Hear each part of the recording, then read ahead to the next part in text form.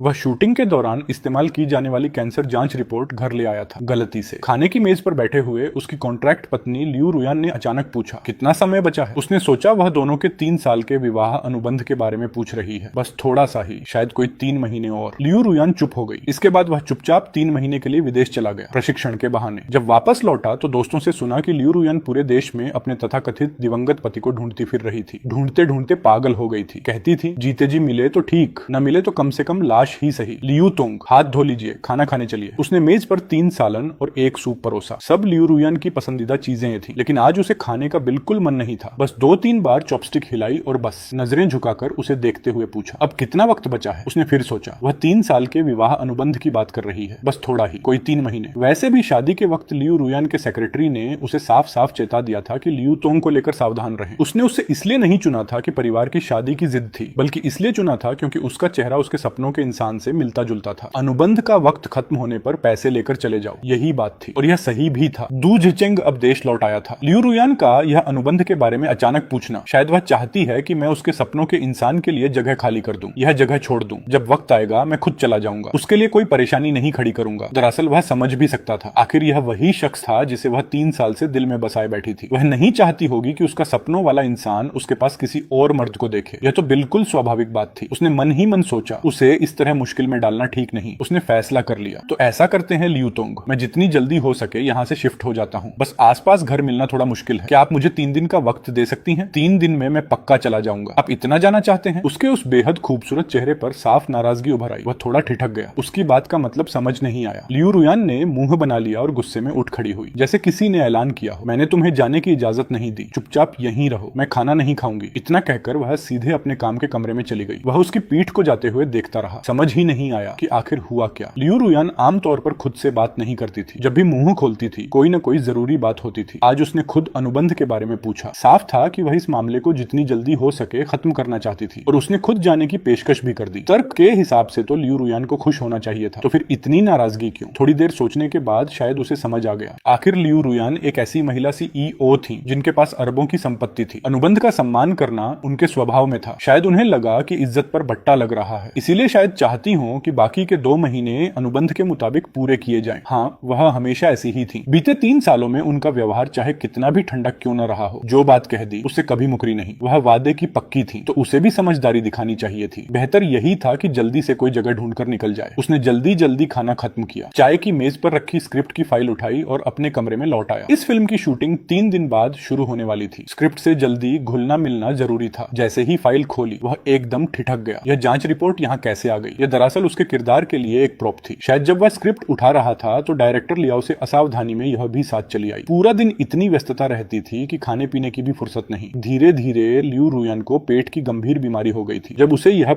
पता चला तो उसने काफी मेहनत की। कई आयुर्वेदिक और पारंपरिक चिकित्सकों से मिला, ढेर सारी चिकित्सा पुस्तकें खरीदकर अध्ययन किया और अंततः एक औषधीय दलिया तैयार किया। और अजीब बात यह थी कि जब से लियू रुयान ने वह दलिया खाना शुरू किया, उनके लक्षणों में काफी सुधार आ गया। बस उसी दिन से बिना किसी नागा के हर रात वह उनके लिए एक कटोरी औषधीय दलिया बनाता। चाहे लियू रुयान घर पर हो या नहीं, चाहे वह अक्सर ऑफिस में ही रुक जाती हो, वह इस नियम में कभी टूटा नहीं। पिछले 3 सालों से बिना नागा किए यह सिलसिला जारी रहा। एक इंसान के रूप में अपने इस अनुशासन पर उसे खुद भी संतोष था। औषधीय दलिया जल्दी ही तैयार हो गया। उसने एक कटोरा भरा और मुस्कुराते हुए काम के कमरे के दरवाजे की तरफ चल दिया। दरवाजे के पास पहुंचते ही भीतर से लियू रुयान की आवाज सुनाई दी। उसकी आवाज बेहद कोमल थी। यह सोचना भी मुश्किल था कि वही लियू रुयान जो आमतौर पर इतनी गर्वीली और अलिप्त रहती थी, इतनी नरम भी हो सकती है। तुम जल्दी वापस आ रहे हो क्या? मैं एयरपोर्ट पर लेने आऊंगी। मैं तुमसे पहले ही कह चुकी हूँ, उसके और मेरे बीच सिर्फ एक अनुबंध है। 3 साल की शादी में मैंने उसे 1 उंगली तक नहीं छूने दी। बस 2 महीने और बाकी हैं अनुबंध के। उसके बाद मैं उसे सब साफ साफ बता दूंगी। तुम थोड़ा इंतजार करो। जब लगा कि उसने फोन रख दिया है तभी उसने दरवाजा खटखटाया। लियू रुयान ने दरवाजा खोला। उसे देखकर उन्होंने हल्के से भौहें चढ़ाई, लेकिन जैसे ही उनकी नजर हाथ में पकड़े दलिये के कटोरे पर पड़ी, भौहें ढीली पड़ गईं। लियू तोंग, दलिया अभी अभी बना है, गरम गरम पी लीजिए, मैं ज्यादा वक्त नहीं लूंगा। उसने कटोरा रख दिया और जाने को मुड़ा। तुम्हारी कोई इच्छा है? लियू रुयान ने अचानक पूछा। वह एक पल को रुका, फिर एक शांत मुस्कान के साथ बोला। शायद उन्हें एहसास हो गया था कि अनुबंध खत्म होने वाला है। क्या लियू रुयान कुछ भरपाई करना चाहती थी? शुक्रिया लियू तोंग, 3 साल पहले आपने मुझे एक मुश्त 50 लाख दिए थे। इन सालों में भी तमाम तोहफे दिए। जो आपने दिया वह बहुत था। फिलहाल मेरी कोई इच्छा नहीं है, फिर भी शुक्रिया। लियू रुयान चुप रही। जैसे ही वह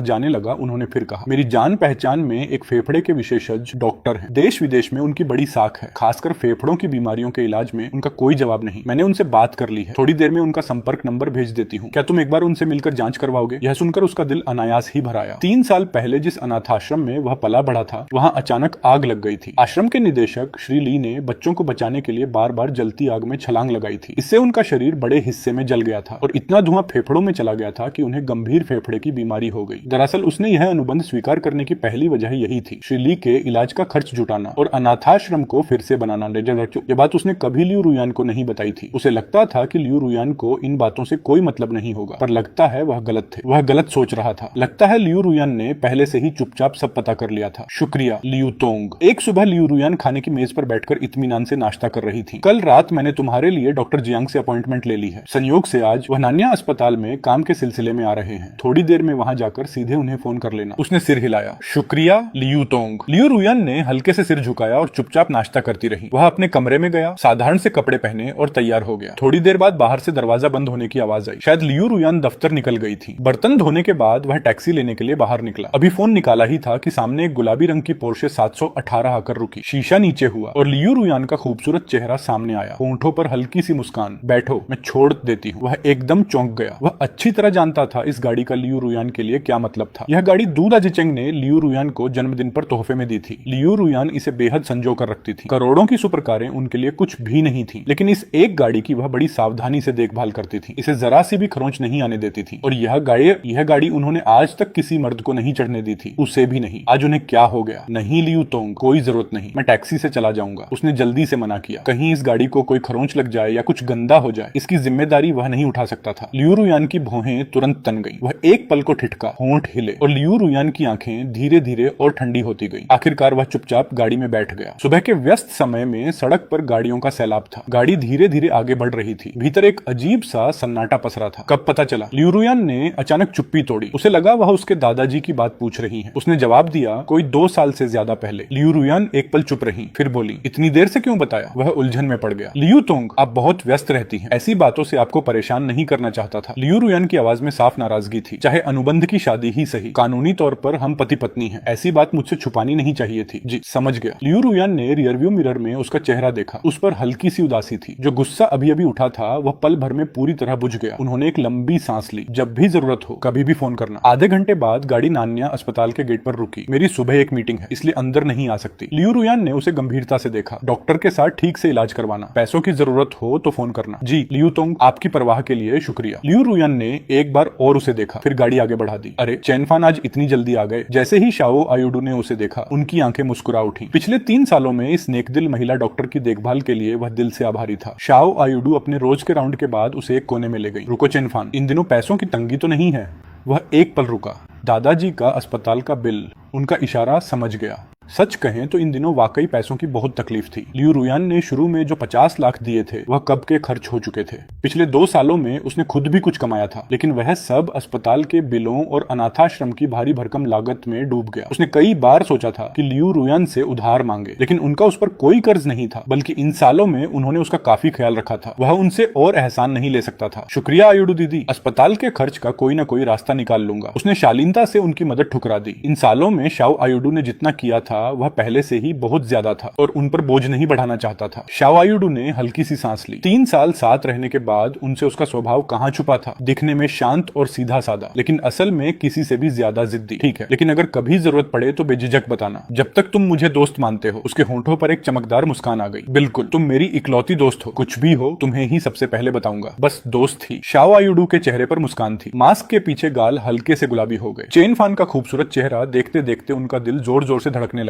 अरे गए वो, अब भी देखती रहोगी? एक गोरा हाथ उनके कंधे पर हल्के से थपथपाया। सावधान, आंखें बाहर निकल आएंगी। शाओ आयुडू चौंक कर पलटी। सामने उनकी जुलचिन्हन सहेली का शरारती चेहरा था। क्या बकवास कर रही हो आयुडू? 3 साल से तू उस बुजुर्ग की देखभाल कर रही है, बिल्कुल जैसे अपने सगे दादाजी की करती हो। इतने समर्पण से किसी मरीज की देखभाल करते मैंने किसी डॉक्टर को नहीं देखा। कहीं तूने खुद को उनकी बहू मान तो नहीं लिया? बेकार की बातें मत करो, ऐसा मजाक नहीं करते। चेन फान की शादी हो चुकी है। शादी को इतने साल हो गए पर उनकी पत्नी को कभी आते नहीं देखा। कितने अफसोस की बात। बात है। जो भी वह औरत है कितनी किस्मत वाली होगी, ऐसा इंसान जो इतना ख्याल रखे, वह जरूर बहुत खुश होगी। वांग बिंग के दिल में अफसोस का समंदर था। उसने ठान लिया था कि अगर शाओ आयुडू की कोई दिलचस्पी नहीं है तो वह खुद आगे बढ़ेगी, लेकिन किसे पता था कि वह पहले से शादीशुदा है। शाओ आयुडू के दिल में भी कड़वाहट थी। वार्ड के दरवाजे से अंदर झांका। चेन फान बूढ़े श्रीली से हंसते बोलते बातें कर रहे थे। उन्हें देखकर वह कुछ देर के लिए खोसी गई, लेकिन लियू रुयान ने पहले से संपर्क कर दिया था, इसलिए डॉक्टर से मुलाकात बहुत आसानी से हो गई। जांच के बाद पता चला कि श्रीली की बीमारी पूरी तरह ठीक हो सकती है, बस ऑपरेशन का खर्च बहुत ज्यादा था। यह अच्छी खबर सुनकर उसका पूरा दिन खुशी में बीता। घर लौटा तो लियू रुयान अभी तक नहीं आई थी। यह तो रोज की बात थी। साल के 365 दिनों में से आधे दिन लियू रुयान घर पर नहीं होती थी। काम की अधिकता में वह अक्सर ऑफिस में ही रुक जाती थी। वह अच्छी तरह समझता था लियू रुयान जानबूझकर उससे दूरी बनाए रखती थी। अपने सपनों के इंसान से इतना गहरा प्रेम था कि उसके लिए खुद को संभाले रखती थी। 3 सालों में व्यावसायिक शिष्टाचार के अलावा उन्होंने किसी भी पुरुष के साथ कभी कोई नजदीकी नहीं होने दी, यहाँ तक कि नाम के पति उससे भी नहीं। रात 9 बजे के बाद औषधीय दलिया तैयार करके वह लियू रुयान के दफ्तर की तरफ चल दिया। वह एक अरबों की इमारत थी, शहर के सबसे महंगे इलाके में खड़ी, रोशनी में नहाई हुई, भव्यता और शान से दमकती हुई। जब से लियू रुयान ने इसकी बागडोर संभाली थी, इन सालों में लियू समूह दिन ब दिन फलता फूलता जा रहा था, जीवंतता से भरपूर। यहाँ खड़े होकर वह खुद को बहुत छोटा और तुच्छ महसूस करता था। घर पर तो सब ठीक लगता था, लेकिन उसके दफ्तर में खड़े होकर दोनों के बीच की खाई का सही अंदाजा होता था। थर्मल बॉक्स दे दो। चेन मेंग ऊंची एड़ी की सैंडल पहने उसके सामने आ गई और बॉक्स ले लिया। जब वह जाने लगा तो चेन मेंग ने अचानक पलटकर कहा, दू जिचेंग की वापसी जल्दी हो गई है, शायद कल शाम तक आ जाएं। तुम्हें लियू तोंग का घर जल्दी छोड़ देना चाहिए, मैं घर ढूंढ रहा हूँ। यह सुनकर चेन मेंग थोड़ा चौंकी। उसने कई बार उसे देखा, हालांकि वह जानती थी कि चेन फान और लियू रुयान की अनुबंध की शादी थी, लेकिन उसके असली मकसद से अनजान थी कि वह यह सब श्रीली के ऑपरेशन का खर्च और अनाथाश्रम के पुनर्निर्माण के लिए कर रहा था।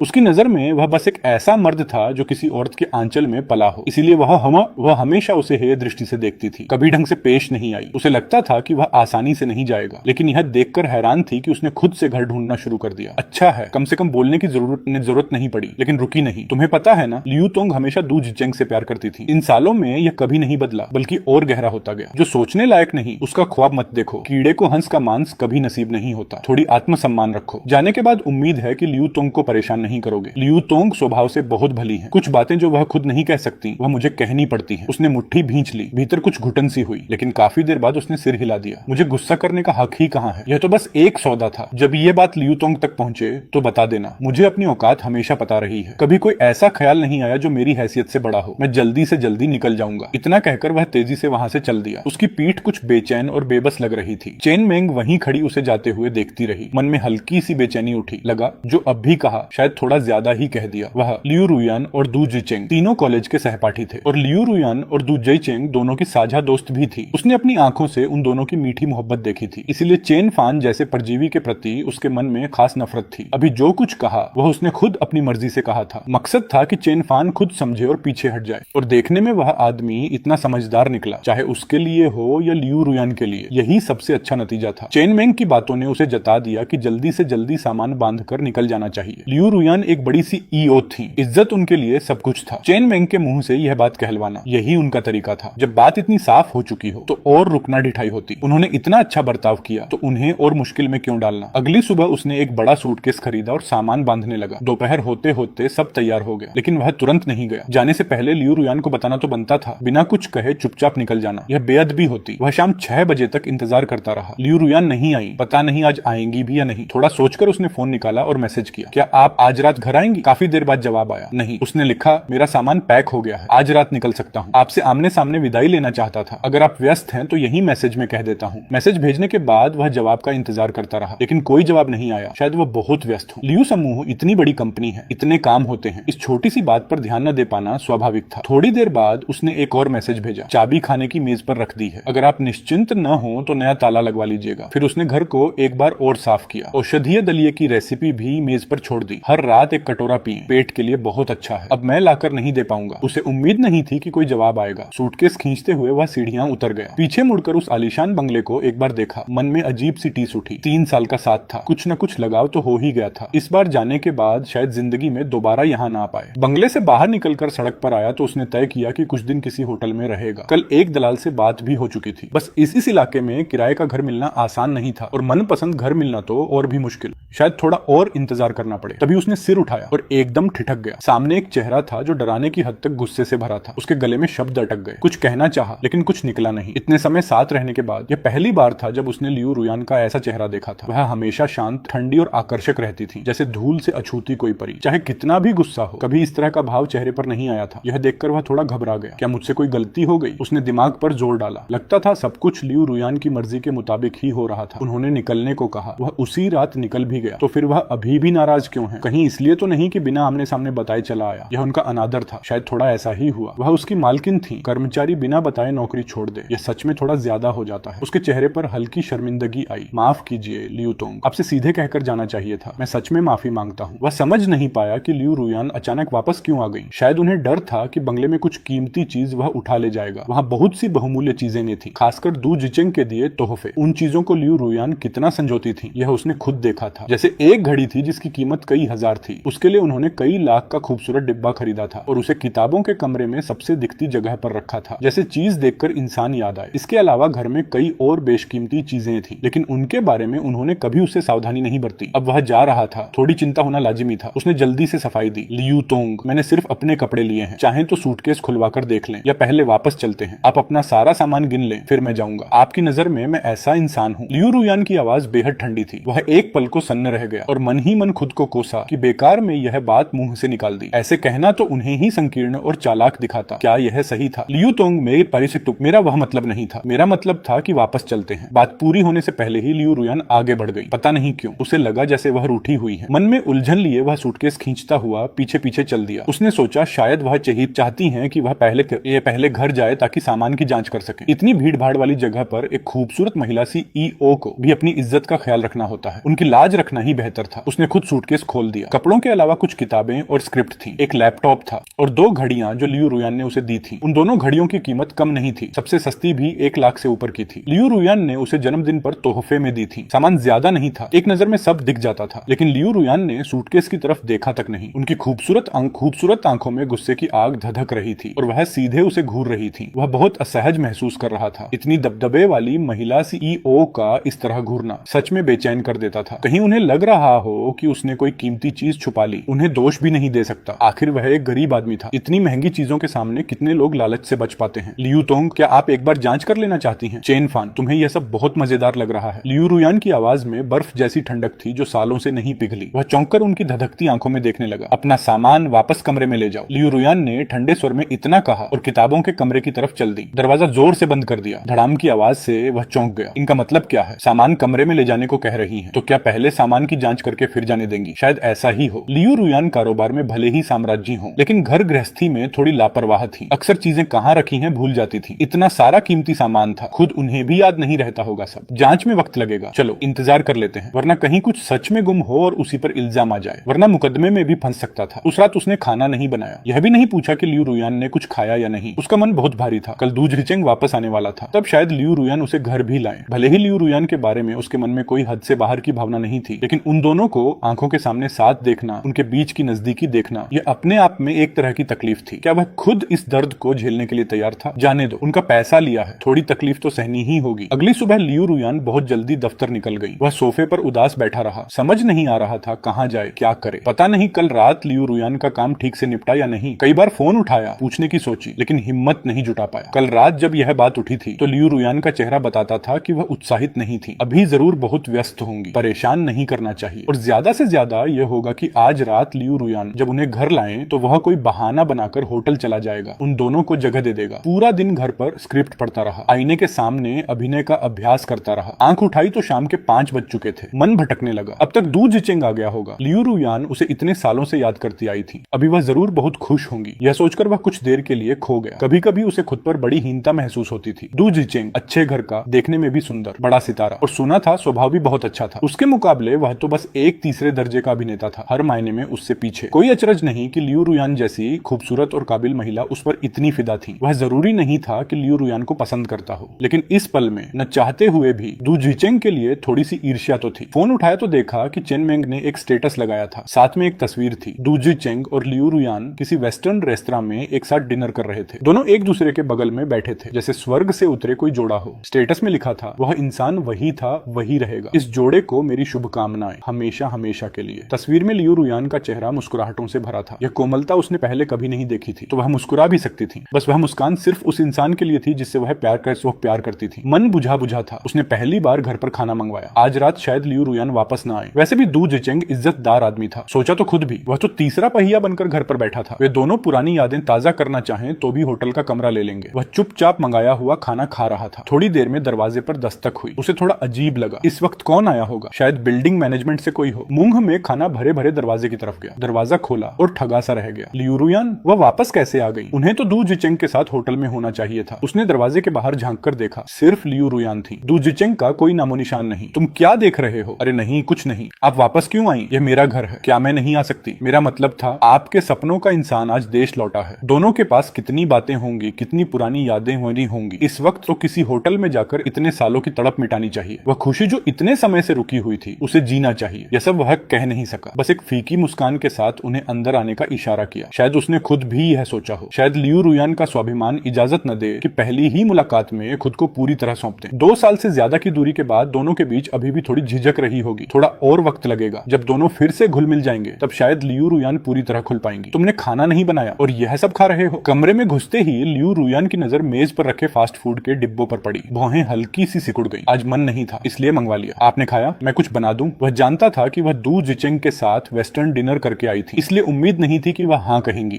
तुम्हारा मन क्यों नहीं था? लियू रुयान ने चुपचाप उसे देखा। तभी उनकी नजर खाने की मेज पर रुक गई। उसके फोन पर खाते खाते उससे रहा नहीं गया था और उसने वह तस्वीर खोल ली थी। उसने तस्वीर को झूम भी कर लिया था। लियू रुयान की नजर लगभग तुरंत उस पर पड़ गई। तस्वीर देखते ही उनका चेहरा एकदम सख्त हो गया। वह उनकी नजर का पीछा करते हुए समझ गया, नहीं, वह तो बस गलती से दब गया। आप जानती हैं ना, मन हुआ कि जमीन में गड्ढा खोदकर उसमें घुस जाए। कितनी शर्म की बात थी। यह तो सोशल मीडिया पर मरने जैसा था। अभी फोन बंद करना क्यों भूल गया? लियू रुयान ने कनखियों से एक बार उसकी तरफ देखा। उनके होंठों के कोने हल्के से मुड़े, लेकिन वह सिर झुकाए था, इसलिए देख नहीं पाया। उस खूबसूरत चेहरे पर एक क्षण के लिए जो भाव आया वह अनदेखा रह गया। बाहर का खाना ज्यादा खाना सेहत के लिए अच्छा नहीं। इतना कहकर लियू रुयान किताबों के कमरे की तरफ चली गई। उसने चैन की सांस ली। लगता है उन्होंने ज्यादा ध्यान नहीं दिया। वैसे भी उनके दिल में तो सिर्फ दू जिचेंग था। वह क्या सोचता है, इससे उन्हें क्या फर्क पड़ता? उसने खुद पर हल्के से मुस्कुराया। बेकार में डर गया था। जल्दी से खाना खत्म किया, बचे हुए डिब्बे उठाए और नीचे कूड़ेदान में फेंकने चला गया। जब वापस लौटने लगा तभी दूर से एक शानदार व्यक्तित्व वाला आदमी उसकी तरफ आता दिखा। दू जिचेंग, वह यहाँ क्यों? तब जाकर समझ आया, यही वजह थी कि लियू रुयान इतनी जल्दी वापस आ गई थी। अपने सपनों के इंसान के साथ वक्त बिताने की बजाय उन्होंने पहले से तय कर लिया था कि घर पर मिलेंगे और पुरानी यादें ताजा करेंगे। वह तो बेवकूफ की तरह सोचता रहा कि लियू रुयान उसे घर नहीं लाएंगी। लगता है ज्यादा सोच लिया। आखिर यही वह आदमी था जिससे वह इतने गहरे प्यार करती थी, इतने लंबे समय से। उनसे एक पल भी दूर कैसे रह सकती थी? बस अब वह खुद बहुत अजीब स्थिति में था। क्या अभी वापस जाना चाहिए? इस तड़पते हुए जोड़े को अकेला छोड़ दे, या वापस जाकर लियू रुयान को बताकर निकले? दू जिचेंग के करीब आने का इंतजार करने लगा। मन ही मन मानना पड़ा, यह आदमी सच में बहुत देखने लायक था और उसकी अपनी शक्ल से भी थोड़ी बहुत समानता थी। बाहर निकले तो शायद कोई दोनों को जोड़ा ही समझ ले। उसे हल्की सी जलन हुई। कोई अचरज नहीं कि लियू रुयान ने इतनी बड़ी कीमत चुकाकर उसके साथ अनुबंध की शादी की थी। इस तरह का एक जैसा चेहरा पाना एक साथ खुशी भी थी और दुख भी। खुशी इसलिए कि इसी चेहरे की वजह से लियू रुयान की नजर उस पर पड़ी और इसी से श्रीली के इलाज का खर्च जुटा। दुख इसलिए कि इसी चेहरे की वजह से वह 3 साल तक किसी का हमशक्ल बना रहा, एक औजार जिसे देखकर असली इंसान याद किया जाए।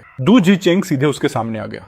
तुम चेन फान हो? उसकी आंखों में 3 हिस्से हिकारत थी और 7 हिस्से मजाक। उसे उस नजर में छुपी तुच्छता का एहसास हुआ, लेकिन गुस्सा नहीं आया। आखिर वह खुद इस आदमी की जगह लेने वाला एक नकली पति था। उसे हंसाने का हक था। इतने पैसे लिए थे, अपमान झेलने के लिए मानसिक तैयारी तो पहले से ही थी। आप लियूतोंग से मिलने आए हैं ना, मैं आपको ऊपर ले चलता हूँ। उसने जल्दी से एक मुस्कान चेहरे पर लगाई। दू जिचेंग एक पल के लिए रुका। शायद उम्मीद नहीं थी कि वह इतना शालीन निकलेगा। उसने एक गहरी मुस्कान के साथ कहा, तो फिर तुम्हें तकलीफ देनी पड़ेगी। जो करना था वह किया। वह दू जिचेंग को ऊपर ले गया, चाबी से दरवाजा खोला और उसे अंदर आने दिया। पहले थोड़ा इंतजार करें, लियूतोंग शायद किताबों के कमरे में काम कर रही हैं, मैं जाकर बता देता हूँ। दू जिचेंग ने सिर हिलाया और कमरे में चारों तरफ नजरें घुमाने लगा। उसने एक गहरी सांस ली और किताबों के कमरे का दरवाजा खटखटाया। आपसे मिलने कोई आया है? भीतर से कोई आवाज नहीं आई। थोड़ी देर बाद लियू रुयान ने खुद दरवाजा खोला। पहले उन्होंने एक बार उसे देखा, फिर भौहें चढ़ाते हुए बैठक में चली गई। नजर पड़ी तो सोफे पर दू जिचेंग बैठा था। तुम यहाँ कैसे आए? लियू रुयान के होंठों पर हल्की मुस्कान आई और वह उसके बगल में जाकर बैठ गई। वह एक पल रुक गया। क्या उन दोनों ने पहले से तय नहीं किया था? रुयान रुयान। चेन मेंग ने बताया कि तुम इन सालों में नए घर में शिफ्ट हो गई हो, तो सोचा मिलने आ जाऊं। सजावट बहुत सुंदर है। उसने बैठक की खिड़की की तरफ इशारा किया। ये ऑर्किड का गमला वही है ना जो मैंने तुम्हें दिया था, इतने सालों बाद भी रखा हुआ है और कितनी अच्छी तरह पाला है। यह सुनते ही लियू रुयान की नजर अनायास रसोई में उस आदमी पर चली गई जो फल काट रहा था। आमतौर पर उनके पास इन छोटी छोटी बातों पर ध्यान देने का वक्त कहाँ था। घर के पौधे, फूल, यह सब आमतौर पर वही देखभाल करता था। जिचेंग, ये तुम्हारी पहली बार यहाँ आना है? 10 बार यहाँ आना है? चलो मैं घर दिखाती हूँ। ठीक है। दोनों उठकर घर का चक्कर लगाने निकल पड़े। दू जिचेंग ने उसके कमरे को हैरानी से देखा। यह तो वही सादा और प्राकृतिक स्टाइल है जो मुझे सबसे पसंद है। रुयान, क्या यह कमरा मेरे लिए तैयार किया था? और वह ग्रैंड पियानो भी, याद है ना? मैंने बस यूं ही कह दिया था कि मुझे यह पसंद है। सोचा नहीं था कि तुम सच में खरीद लोगी। रुयान, तुम मेरा बहुत ख्याल रखती हो। उस वक्त वह फूल लेकर वापस आया था। उन दोनों की बातें अनायास ही कानों में पड़ गईं। उसका चेहरा एकदम सुन्न पड़ गया। तो इस कमरे की सजावट दू जिचेंग की पसंद के हिसाब से की गई थी। दरअसल उसे भी यह स्टाइल बहुत पसंद था, सादा, विनम्र, फिर भी खूबसूरत। और वह पियानो,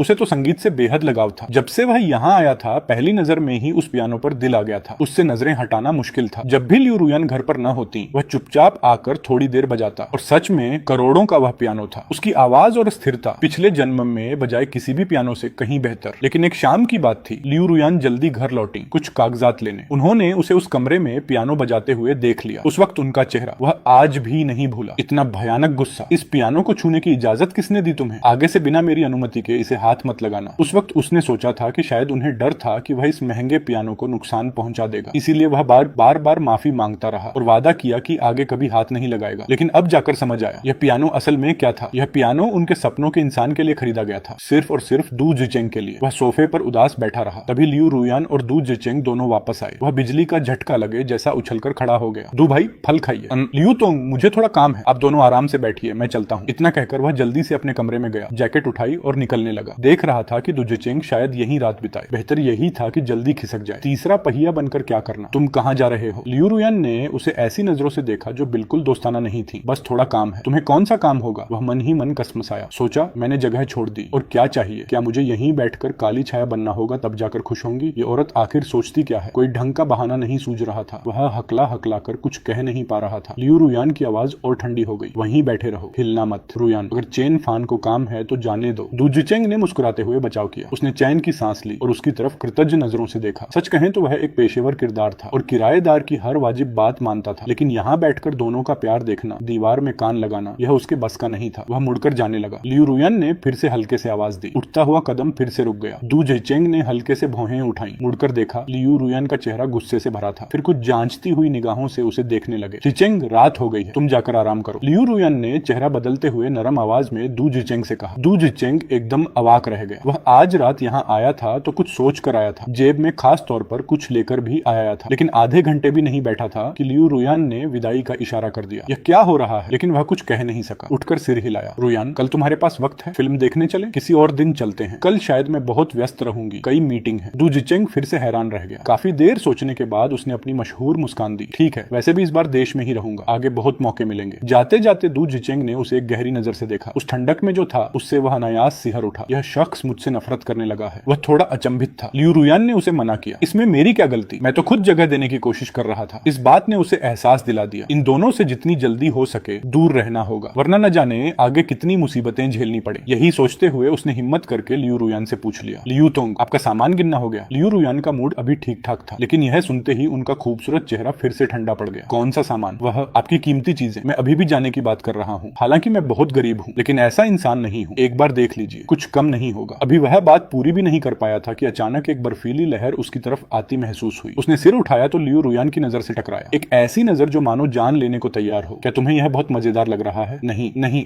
ऐसा नहीं है। वह कंधे सिकोड़कर पीछे हट गया। समझ नहीं आया कि यह महिला सोचती क्या है। उसने तो साफ साफ दोनों के भले की बात कही थी। लियू रुयान ने देर तक ठंडी नजरों से उसे देखा, इतनी देर तक कि वह सिहर उठा। हमारा अनुबंध अभी खत्म नहीं हुआ। मैंने तुम्हें पैसे दिए हैं। अनुबंध खत्म होने से पहले अगर इस घर से निकलने की हिम्मत की तो अंजाम भुगतना। कमरे का दरवाजा जोर से बंद हो गया। वह वहीं खड़ा मुंह बाए रह गया। काफी देर बाद जाकर शरीर से जान आई और वह सोफे पर ढेर हो गया। उसे सच में उम्मीद नहीं थी। यह परी जैसी दिखने वाली महिला सीईओ और उसका यह अजीब शौक कि पति के रहते बॉयफ्रेंड से मिलना। ठीक है, उसने उसे यहाँ रोका है तो रोका, बस थोड़ी सी उत्तेजना के लिए। जाने दो, मर्द पैसे के लिए, औरत खुशी के लिए। अगर उनकी यही पसंद है बस तो पूरी करने दो। बस 2 महीने और बाकी हैं, सब्र रखो, निकल जाएगा। अगली सुबह वह भारे मन से शूटिंग पर पहुंचा। डायरेक्टर ने मोटे चश्मे के पीछे से उसे ऊपर से नीचे तक परखते परखती नजरों से देखा। वाह, सच में अच्छा माल है, फोटो से भी ज्यादा हैंडसम है। उसने विनम्रता से सिर झुकाया। डायरेक्टर साहब, आप तारीफ कर रहे हैं, मैं नया हूँ, आपकी रहनुमाई की जरूरत रहेगी। अरे इतना औपचारिक मत बनो, लियू जियाई से पुराना याराना है मेरा, उसका लाया हुआ बंदा गलत नहीं हो सकता। मेहनत से काम करो, आगे बड़े मौके मिलेंगे। तभी बाहर शोर मच गया। अरे बाप रे, दू जहीचेंग, सच में दू जहीचेंग आए हैं, आज अपनी आंखों से देखूंगी, इतने सुंदर हैं यार। दू जहीचेंग यहाँ क्यों आए? क्या वह इस फिल्म में काम करेंगे? लेकिन मेल लीड तो झाओ वेई को मिला था ना। दू जहीचेंग का नाम सुनते ही वह जड़ हो गया। शूटिंग फ्लोर पर कदम रखते ही याद आया, इस फिल्म की कास्टिंग तो पहले ही पूरी हो चुकी थी। डायरेक्टर ने जोर से हंसते हुए कहा, कल रात दू जहीचेंग के मैनेजर का फोन आया, उसने खुद इस फिल्म में काम करने की इच्छा जताई और फीस भी बहुत कम मांगी। चेन फान की आंखें सिकुड़ गईं। डायरेक्टर लियू उत्साहित थी। दू जहीचेंग जैसा बड़ा सितारा हो तो टीआरपी और चर्चा दोनों आसमान छुएंगे, और तुम्हारी अपनी एक्टिंग तो है ही, शायद उनकी वजह से तुम भी नाम कमा लो। उसने फीकी मुस्कान दी। दूसरों को नहीं पता था, लेकिन वह अच्छी तरह जानता था। दू जहीचेंग यहाँ उसी की वजह से आया था। उसने देखा दू जहीचेंग भीड़ के बीच चांद की तरह घिरा था, तभी उनकी नजरें मिनिम पे ली। दू जहीचेंग ने लापरवाही से नजर फेर ली। बात करने की कोई इच्छा नहीं दिखाई, वह भी आगे नहीं बढ़ा। उसके किरदार का दू जहीचेंग से कोई आमना सामना था ही नहीं। बेहतर यही था कि दूर रहे, लेकिन मुश्किल तब आती है जब सोचने का मौका ही न मिले। चेनफान, क्या मैं हमेशा तुम्हारी रहूंगी? स्कूल के मैदान में एक छोटी सी लड़की ने अपना नाजुक चेहरा ऊपर उठाया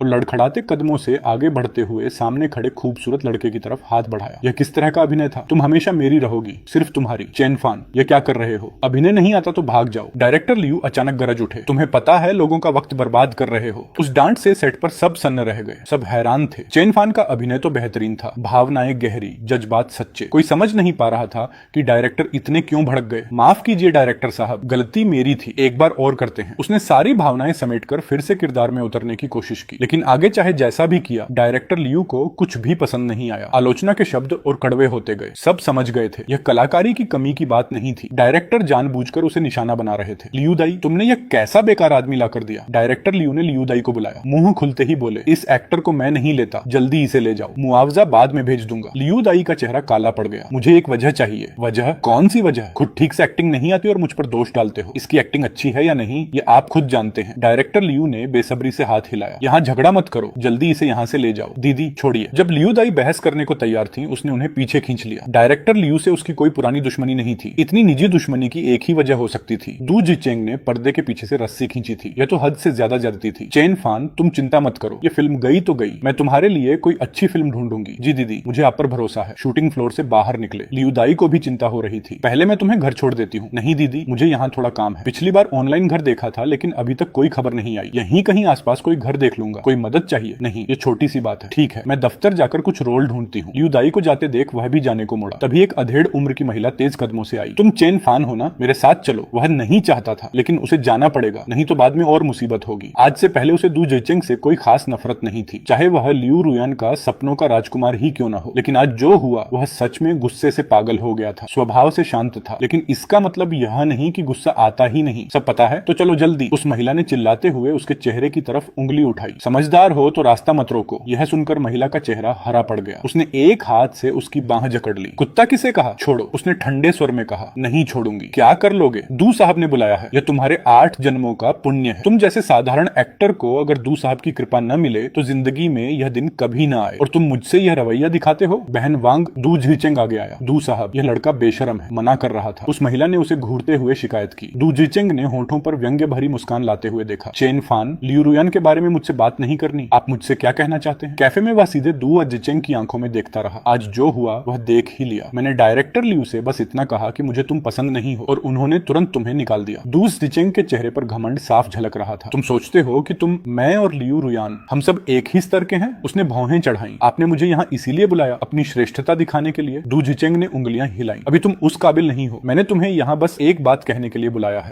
इस दुनिया में असंभव चीजें नहीं होती। राजहंस कभी मेंढक से प्यार नहीं करता, और मेंढक कभी राजकुमार नहीं बन सकता। लियू रुयान ने तुमसे अनुबंध की शादी की बस इसलिए कि तुम मेरे हमशक्ल थे। यह तुम खुद भी जानते हो। अब मैं वापस आ गया हूँ। क्या तुम्हें नहीं लगता कि उसके पीछे लगे रहना बेकार है? मैं ज्यादा सोच नहीं रहा। मुझे हमेशा अपनी औकात पता रही है। उसके पीछे लगने का कोई इरादा नहीं है। तो फिर बेहतर यही है, मैं चाहता हूँ कि तुम तुरंत उसका घर छोड़ दो। मुझे उसके पास कोई भी मर्द पसंद नहीं। मैं घर ढूंढ रहा हूँ। दू जहीचेंग ने मुस्कुराते हुए फोन की स्क्रीन जलाई और उसके सामने कर दी। ये आज मेरी और लियू रुयान की चैट है, देख लो। तुम्हें पता चल जाएगा कि वह क्या चाहती है। उसने झुककर दोनों की बातचीत देखी। क्या तुम अनुबंध खत्म होने तक उसे जाने दोगी? उसकी तबीयत ठीक नहीं रहती, तुम्हें पता है। कहीं तुम्हें उससे सच में लगाव तो नहीं हो गया? देखने में वह खासा ठीक ठाक है। नहीं, हम सिर्फ अनुबंध में हैं। तुम भी कोई संकीर्ण सोच वाले नहीं हो। उसने 3 साल साल तक मेरा ख्याल रखा। अगर मैं उसे जाने न दे पाऊं तो तुम समझ सकते हो, लेकिन मन में थोड़ी बेचैनी होगी। मैं उसे बात कर लूंगी, उसके बारे में ज्यादा मत सोचो। मेरे लिए वह बस एक रूममेट था जो कई साल साथ रहा, बस इतना ही। पूरी चैट पढ़ने के बाद उसका मन और आगे पढ़ने का नहीं रहा। फोन वापस धकेल दिया। मन में एक अजीब सी भावना उठी। रूममेट, हाँ सच यही था। 3 साल एक ही छत के नीचे रहे, बातें भी कम ही हुई। हमेशा उसी ने एक तरफा देखभाल की और उनकी तरफ से जन्मदिन पर 2 घड़ियों के अलावा कभी कोई जवाब नहीं आया, कभी एक शब्द की परवाह नहीं। शायद एक सच्चा रूममेट भी 3 साल बाद इससे ज्यादा अपनापन रखता। हर शब्द में उसे लियू रुयान की उलझन साफ दिखी। वह चाहती थी कि वह चला जाए, लेकिन अपने स्वाभिमान और नैतिकता की वजह से कह नहीं पा रही थी। वह खुद समझ नहीं पाया। कई बार जाना चाहा, लेकिन उन्होंने रोका। वह सोचती क्या है, या शायद इस बार बिना कुछ कहे चला जाए। सामान पैक होने के बाद बस एक मैसेज कर दे। शायद यही वह चाहती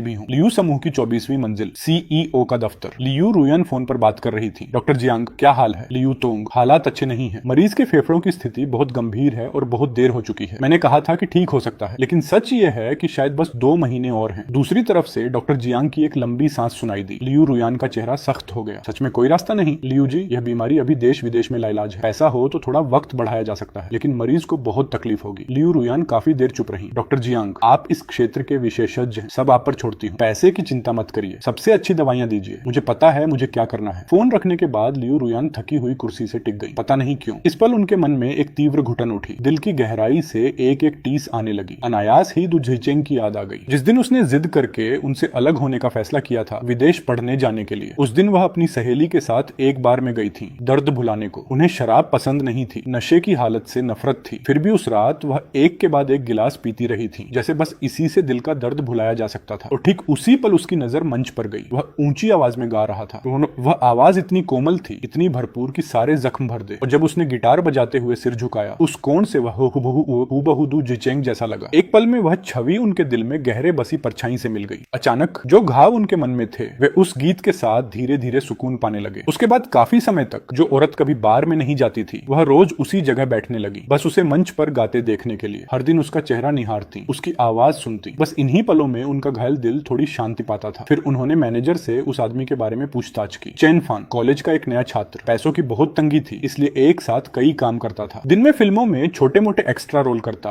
शाम को इस बार में गाता। और उन्हीं दिनों उनके घर वाले शादी के लिए दबाव बना रहे थे। एक रात जब वह गाकर जाने लगा, उन्होंने उसे प्राइवेट रूम में बुलाया और वह अनुबंध उसके सामने रख दिया। आज भी उस पल का उसका चेहरा याद था, अति हैरानी और खुशी एक साथ। और उसने बड़े विश्वास के साथ वादा किया था कि अनुबंध में जो भूमिका दी गई है उसे पूरी तरह निभाएगा। और सच में इन सालों में चेन फान ने एक भी बार कमी नहीं आने दी। उनकी जिंदगी का बेहद सावधानी से ख्याल रखा। शूटिंग के इलाके में वह काफी घूमा, लेकिन कोई मनपसंद कमरा नहीं मिला। 2 दलालों के दफ्तर में नाम दर्ज करवाया और पास में एक सस्ते गेस्ट हाउस में रुक गया। रात को जब वह गेस्ट हाउस में इंस्टेंट नूडल खा रहा था, लियू रुयान का फोन आ गया। उसने काफी देर हिचकिचाते हुए आखिर फोन उठाया। तुम कहाँ हो? लियू रुयान की आवाज बेहद ठंडी थी। उसने भावनाएं दबाते हुए जवाब दिया, लियू तोंग, मैं फिलहाल गेस्ट हाउस में हूँ, वापस आने की क्या जरूरत है? सुनो ध्यान से, मैं कह रही हूँ वापस आओ। वह चुप रहा। सच में समझ नहीं आया। उसने हर कोशिश की। जब खुद जाने को तैयार था तो उन्होंने रोका, और जब चुपचाप चला गया तो अब बुला रही है। शायद जमीर उन्हें इजाजत नहीं दे रहा था कि जाते वक्त रोकेंगे नहीं, और अब खुद वापस बुला रही है। ठीक है, वह चुपचाप चला गया था और अब भी इतना ही किया। आखिर वह और क्या चाहती है? उससे रहा नहीं गया। लियू तोंग, शायद वापस आने की जरूरत नहीं। तुम्हारा मतलब क्या है? उसने एक लंबी सांस ली। लियू तोंग, अनुबंध में बस 1 महीना और बचा है, और अब दु झिचेंग भी वापस आ गए हैं। मेरा वहां रहना न उनके दिल को सुकून देगा, न आपके मन को। बेहतर यही है कि दूसरी तरफ सन्नाटा, लेकिन सांसें सुनाई दे रही थी, तेज होती हुई, जैसे गुस्से को बड़ी मुश्किल से रोक रही हो। उसके मन में भी उदासी थी। उसने दु झिचेंग से भी कह दिया था कि वह चला जाएगा। अब यह नाटक करने की जरूरत नहीं। लियू तोंग, आप बेफिक्र रहिए, मैं बाहर इधर उधर कुछ नहीं बोलूंगा। आपकी इज्जत को कोई नुकसान नहीं होगा। उसे लगा शायद उन्हें डर था कि वह बाहर जाकर कुछ बोल देगा। आखिर लियू समूह एक सूचीबद्ध कंपनी थी। लियू रुयान से जुड़ी कोई भी नकारात्मक खबर शेयर की कीमत पर असर डाल सकती थी। दूसरी तरफ चुप्पी बनी रही। उसे लगा शायद इन बातों से उनका मन मान गया। उसने चैन की सांस ली और चुपचाप फोन रख दिया। जल्दी से नूडल खत्म किए। बाथरूम के आईने के सामने खड़े होकर अलग अलग भाव बनाने का अभ्यास करने लगा। अभी उसके पास कुछ नहीं था। एक ही चीज थी जिस पर सब कुछ दांव लगाया जा सकता था, अभिनय। और श्रीली के इलाज का खर्चा अभी भी बाकी था। यह सोच उसे बेचैन किए जा रही थी। रात 9 बजे नहाने धोने के बाद वह सोने की तैयारी में था। तभी दरवाजे पर दस्तक हुई। मन में सवाल उठा, इस वक्त कौन? पीप होल से झांका और पूरा शरीर सुन्न पड़ गया। लियू रुयान, वह यहाँ क्यों? कैसे आई? दिमाग में उथल पुथल मच गई, लेकिन सोचने पर समझ आया। लियू समूह के लिए यह पता लगाना कि कोई किस होटल में रुका है बाएं हाथ का खेल था, लेकिन वह नहीं समझ पाया। फोन पर साफ साफ बात हो चुकी थी। तो रात के इस पहर यहाँ क्यों आई? वह नहीं जानता था कि उनका सामना कैसे करे, लेकिन वह दरवाजे तक आ चुकी थी। अब तब न खोलना बेअदबी होती। मन को तैयार करके उसने दरवाजा खोला। दरवाजा खुलते ही लियू रुयान की खूबसूरत आंखें सीधे उसके चेहरे पर टिक गई। सामान उठाओ और मेरे साथ चलो। लियू रुयान जल्दी में लगती थी, बाल थोड़े बिखरे हुए थे, अभी भी दफ्तर वाले कपड़े पहने थे। वह आमतौर पर दफ्तर से घर आते ही कपड़े बदल लेती थी, आज सीधे यहाँ चली आई थी। उसने अनुमान लगाया शायद काम से लौटी। घर खाली देखा तो किसी से जुगत लगवाकर होटल का पता निकलवाया और सीधे चली आई। लेकिन समझ नहीं आया, वह तो चाहती थी कि वह जाए तो अब यह नाटक किसके लिए? लियू तोंग, मैं वापस नहीं आऊंगा। उसने सिर हिलाया। फोन पर सब साफ कह दिया था। तुम अभी भी अड़े हो क्या? उस दिन दू जिचेंग के घर आने की वजह से तुम नाराज हो? लियू रुयान ने कहा, जैसे उसे थोड़ी जलन हो रही हो। वह ठिठक गया। ये क्या कह रही हैं? क्या उन्हें सच में लगता है कि वह जल रहा है? यह सोचते ही उसका चेहरा लाल हो गया। जल्दी से हाथ हिलाते हुए बोला, लियू तोंग, बिल्कुल नहीं। आप और दू जिचेंग एक जोड़ी हैं। मैं और आप बस अनुबंध में थे, यह मुझे पहले दिन से पता था। ऐसी कोई गलत सोच मेरे मन में नहीं है, गलतफहमी मत पालिए। लियू रुयान यह सुनकर एक पल को चुप रह गई। चेहरे पर हल्की नाराजगी आई। बहरहाल अनुबंध अभी खत्म नहीं हुआ। मैं तुम्हें जाने की इजाजत नहीं देती, मेरे साथ चलो। उसने फिर सिर हिलाया। एक बार निकल आया, अब वापस नहीं जाएगा। प्यार में डूबे जोड़े को देखने का न उसे शौक था न हिम्मत। एक बार और पूछती हूँ, आओगे या नहीं? लियू रुयान की आवाज तेज हो गई। मैं यहाँ ठीक हूँ। लियू रुयान ने उसे गहरी नजर से देखा, फिर मुड़कर चली गई। इतनी घमंडी महिला का इस तरह खुद आकर मनाना, यह तो कल्पना से परे था। और जब इतना कह दिया तो उनके स्वभाव को देखते हुए अब वह जरूर हार मान लेंगी। उसने एक हल्की सी राहत महसूस की। मन में वह लियू रुयान का एहसानमंद था। उनके उन 50 लाख के बिना श्रीली शायद बहुत पहले चले गए होते, अनाथाश्रम भी नहीं बन पाता। लेकिन बात अलग अलग थी। वह उस घर में वापस नहीं जाना चाहता था। उन दोनों की आंखों का नशा देखना और दू जिचेंग की शक्ल देखना, आज सुबह जो हुआ उसके बाद उस आदमी से उसे नफरत हो गई थी। रात 11 बजे